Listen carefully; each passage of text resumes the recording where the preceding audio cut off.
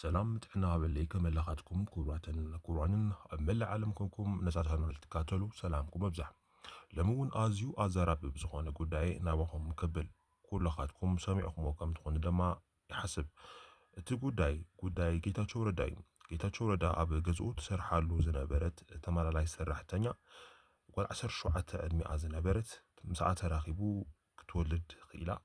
እዚ እውን መዘራረቢ ኮይኑሎ ማለት እዩ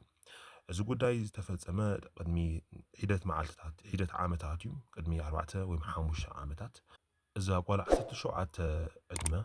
ናብ ብዙሓት ሰባት ናብ ሆስፒታል ብምኻድ ናብ ቤት ፍርድ ብምኻድ አቡ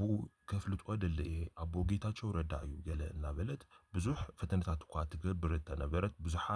ብዙሓት ዘሊፋ በብዙሓት ድማ ምፍራህ በጽሖ ነይሩ ማለት እዩ ኣብቲ ግዜ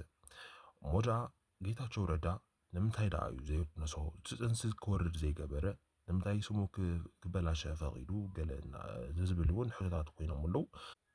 ባዕላ ታሰራሕተኛ በአንድ ቤታ ከምተዛረበቶ ጌታቸው ረዳ ከምዚ ዓይነት ተግባር ኣይፍጽምን ኣብ ናትኪ ህይወትን ኣብቲ ናይቲ ህፃን እውን ክፈርድ ኣይኽእልን ኣነ ከምዚ ዓይነት ሰብ ኣይኮንኩን እቲ ክገብሮ ዝኽእል ሓደ መንገድ ግን ንጥቆልዓ ይወለድ እሞ ኣነ ክሕግዘኪ ገንዘብ ገለ ኢልዋ ሽዑ ንኽትወልዶ ገይርዋ ማለት እዩ እዚ ተግባር እዚ እውን ብዙሓት ሰባት የድንቁሉ ኣለው ብጣዕሚ ትክክለኛ ውሳነ እዩ እውን ማለት እዩ ጌታቸው ረዳ ሕማቅ ሰብ ከም ዘይኮነ ኣብ ፖለቲካ ተሰማረ ኣብቲ ናቱ ቦታ ዝኾነ ሰብ ብዙሕ ክፉእ ነገር ክሰርሕ ይዝረብ ጌታቸው ረዳ ግን ንሓንቲ ጓል 17 ዕድመ እሞ ድማ ስሙ ክተበላሽየሉ ትኽእል ነቲ ህፃን እውን ሓሲቡ ከምዚ ዓይነት ውሳነ ብምውሳኑ ብዙሓት ሰባት እናኸርዕሉ ይርከቡ እታ ጓል 17 ዕድመ ዝነበረት ሽዑ ክትናገር እንከላ ኣብቲ ሚድያ እውን ኣነ ዓሚፅና ኣይኮነን بفقاد يجيريو سون بفقاديو سلازي ناتي ችግር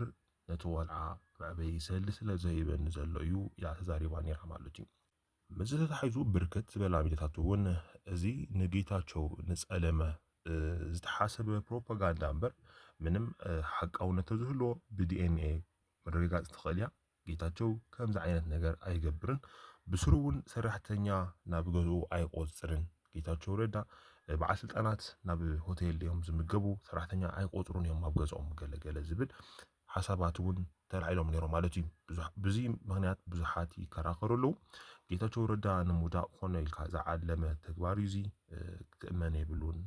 ሓቃውነት ተዳእታ ኣለዎ ብዲኤንኤ ረጋገጽ ክብሉ ሓሳቦም ይገልጹሉ ማለት እዩ ብምቕጻል እውን እታ ቆልዓ ንብዙሕ ሰብ ጸሊማ እያ ሎሚ መበል ሳልሳይ ጊዜያ ሰብ ተጸልም ዘላ ስለዚ ብሕጊ ተታሒዛ ትተሓተት ዝብሉ እውን ኣለው ምክንያቱም ቅድሚ ሕዚ ብዙሕ ሰባት ናትካዩና ብለት ክተላግብ ጸኒሓ እያ ማለት እዩ ስለዚ እዚ ስምጥፋእ ስለ ዝኾነ ቀሪባ ትተሓተት መረጋገጽ ተቕርብ ዝብሉ እውን ብዙሓት እዮም እቲ ሙሉእ ኢንተርቪው ክሳብ ሕዚ እኳ ተዘይተወፀ ናታተልኩ ናባኹም ከብለልኩም እቲ ንሎሚ ዝበልክዎ መደበይ ነዚ ዝመስል ኣብ ቀጻሊ ብኸልቲ ቶክሳብ ንራኸብ መቸኹም ሰብስክራይብ ላይክ ሼር ምግባር ኣይትዘንግዑ ቻው